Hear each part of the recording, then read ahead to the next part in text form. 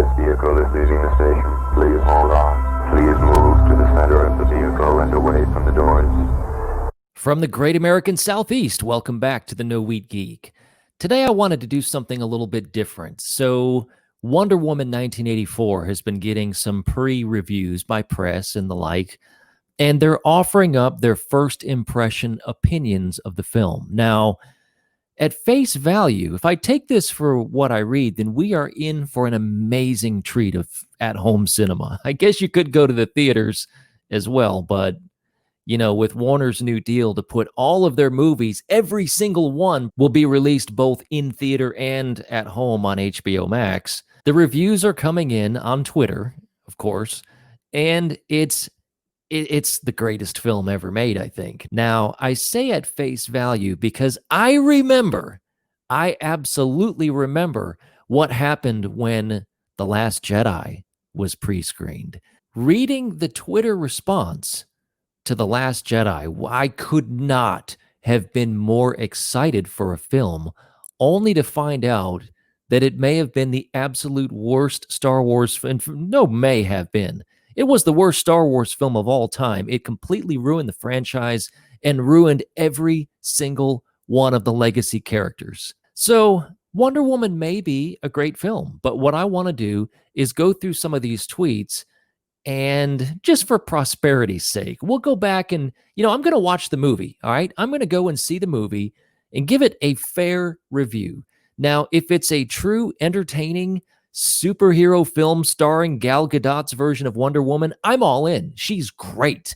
And I am a big fan of the first Wonder Woman movie. Now, if it's full of 2020 politics and there's bad Trump character like that's in a lot of films these days, I'm not really interested in that. I don't want to watch fantasy film only to be reminded what a shitty place we all live in sometimes. And by the way, we make it that way. Because if many of you looked in the mirror and said, what has such and such politician done to adversely affect my life, and just left it at that, you might be hard-pressed to come up with a whole lot of things, as much as Twitter would lead you to believe otherwise. But anyway, let's go ahead and get into this. This comes from Nerdist.com.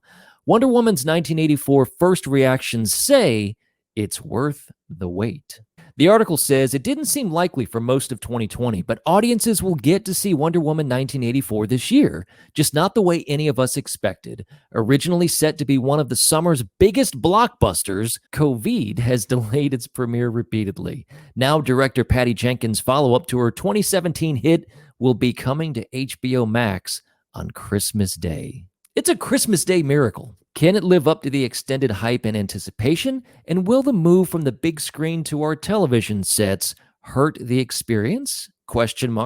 We don't know about the latter yet, but based on the glowing critical reactions to the movie, its story, characters, and heart, will make it worth the wait no matter where or how you watch it. Warner Brothers gave some very lucky critics, shills, a chance to finally screen the movie. That included Nerdist's own managing editor, Amy Ratcliffe, who says that it's exactly the movie we all need right now.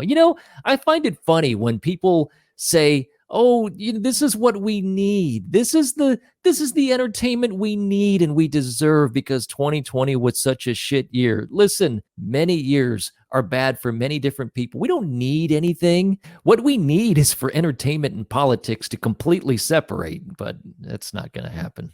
Amy Ratcliffe says, I got to watch Wonder Woman 1984 yesterday, and honestly, it's just what I needed. What we all need. It's uplifting, hopeful, and so utterly Wonder Woman. Just a beautiful film with themes that hit you right in the heart. I'm not going to toe anywhere near spoilers, but I'll also say Wonder Woman 84 doesn't look or feel like any other modern superhero movie. I can't wait for us all to talk about it.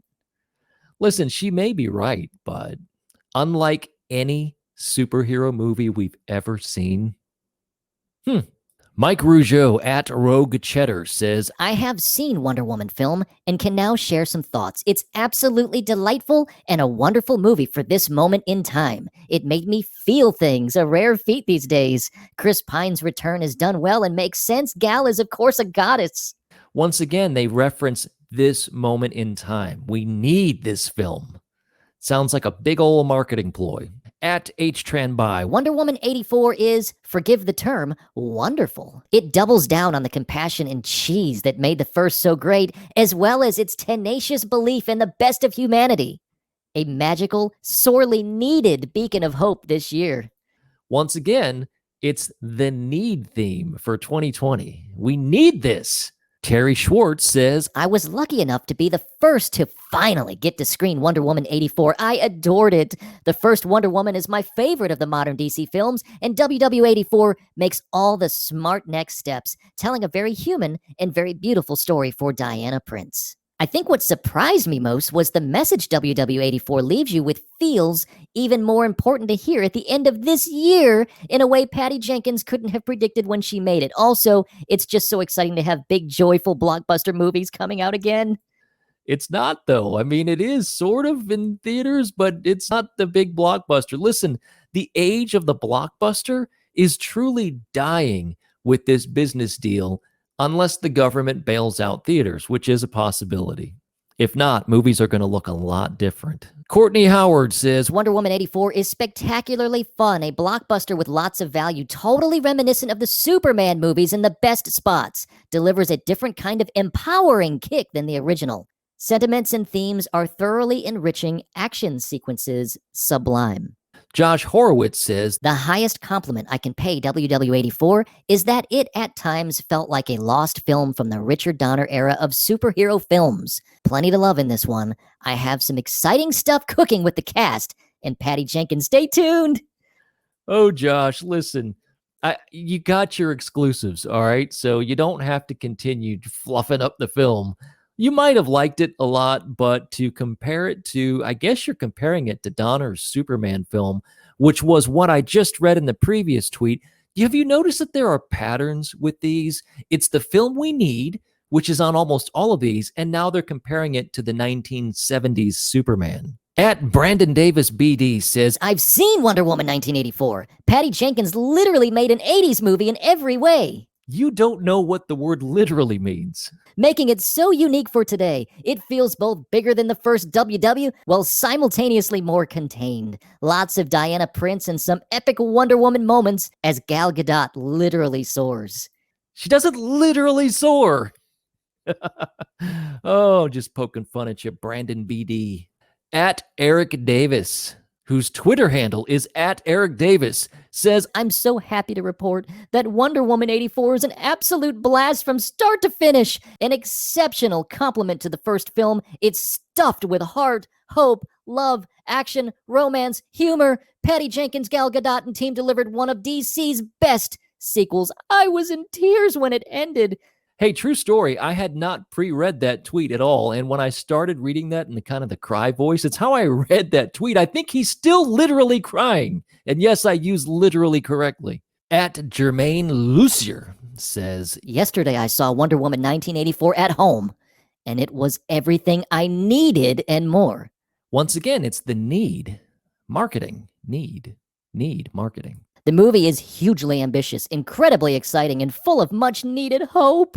It's also very long, to a fault at times, but mostly it reminded me how wonderful a big blockbuster can make you feel. Once again, we're seeing the same buzzwords in all of these reviews. Blockbuster, hope, need. Is this not starting to... Listen, either we have zero original writers in the entertainment press, or maybe something else is going on, as if it's marketing. And they're all blue check marks on Twitter as well. Oh, Brandon BD isn't done yet. Pedro Pascal and Kristen Wiig are the highlights of Wonder Woman 1984 for me. Pascal goes all in on a wild portrayal of Max Lord, a conflicted but vile villain. Wiig's cheetah evolution throughout the movie is heartbreaking yet epic. We need more. Once again, need. JoeBlow.com says, Our own Jimmy to the O rode the lightning for a wonder of a movie. oh my goodness. Patty Jenkins and Gal Gadot have done it again. Wonder Woman film WW84 is a glorious success. From its breathtaking opening sequence to the refreshingly original final act, there is much to rejoice in. Joe continues, Gadot perfectly captures the essence of Wonder Woman once again. Pascal and Kristen Wiig are brilliantly cast, and yes, Chris Pine's unusual and inspired return is a huge bonus, both with humor and heart. Oh, Eric Davis has more to say. I can't say much about plot because spoilers, but it's super clever. The opening sequence alone is stunning, and every action scene is different and unique. I also think this is among Hans Zimmer's best scores, and for those wondering, that Godot-Pine chemistry is once again fire! Oh, man. Oh, these reviews. I don't need to read any more from Eric. Let's find someone else. Scott Menzel. He doesn't have a check mark. Maybe this is a legit. Wonder Woman 1984 is a strong sequel with a story that is as emotional as it is entertaining. Gal Gadot delivers a deeply layered and powerful performance. WW84 is a rare blockbuster where the emotional richness of the story is just as impressive as the action. Bravo, Patty Jenkins. Yeah, that one's all right. Brittany says, I absolutely adored Wonder Woman 84. The heart of the film is beautiful and it showcased all the things about Diana we've come to love. The emotional impact definitely packs a punch. Yes, I cried, but it ended with me feeling hopeful. I cannot wait to watch it again. She says that the chemistry between Gal Gadot's Diana and Chris Pine's Steve Trevor is off the charts.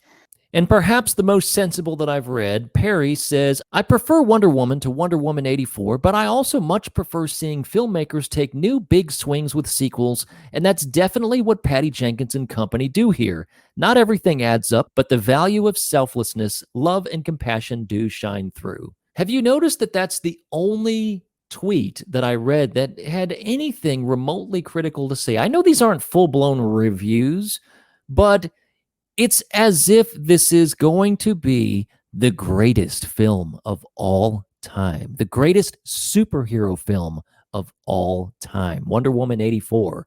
Listen, it may be great. I'm going to watch it, and I'm going to give you my opinion after I watch it. But forgive me, when I see the same buzzwords in each of these tweets, when I see that some of them are getting exclusive access to producers, directors, cast members for interviews, when I see basically the marketing team for Warner doing their work, they don't even need to spend money on marketing because all they need to do is invite the right people to pre-screen these films and the marketing's done. You can put some trailers and little commercial spots here and there, and they're not even paying for it, I don't think. I mean, maybe they are. Maybe they're paying for it with the exclusive access and the exclusive access to people involved with the film. I hate to think that that's what the media has come to in entertainment, but honestly, I'm seeing this more and more. When a film comes out, the same people get access to see the film, and what they say in their tweets, it's all the same. It's as if one person's writing the whole thing. And I know that's not true. I'm not saying that's true, but what I'm saying is it's media speak. It's marketing speak, and it's predictable speak.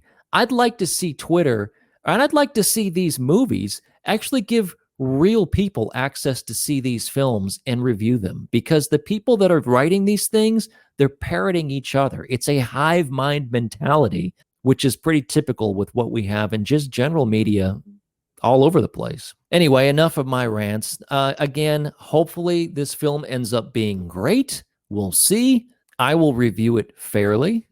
For those that are interested in my take, you can come back here on December 26th or 7th. I don't know. We'll see. It's going to be busy. Listen, a lot of people are traveling. They've got family, and I know we're amidst this virus, but people are actually spending time with each other's families.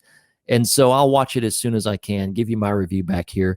Maybe these are all right, and maybe they're all wrong. But you decide. I hope that if you have an opinion on what I've shown you today, do comment. I'd love to know your thoughts on these pre-screened mini reviews. Also, if you like what I do, I ask that you take just a quick second and click subscribe. It's a button somewhere on the screen. You click it, it's free, it's done. And turn on notifications. That way, when I do a new video, you'll be notified and can watch and contribute. Join in on the fun. I appreciate you all so very much. Until next time, when I hope to see you back here again real soon. This vehicle is leaving the station. Please hold on. Please move to the center of the vehicle and away from the doors.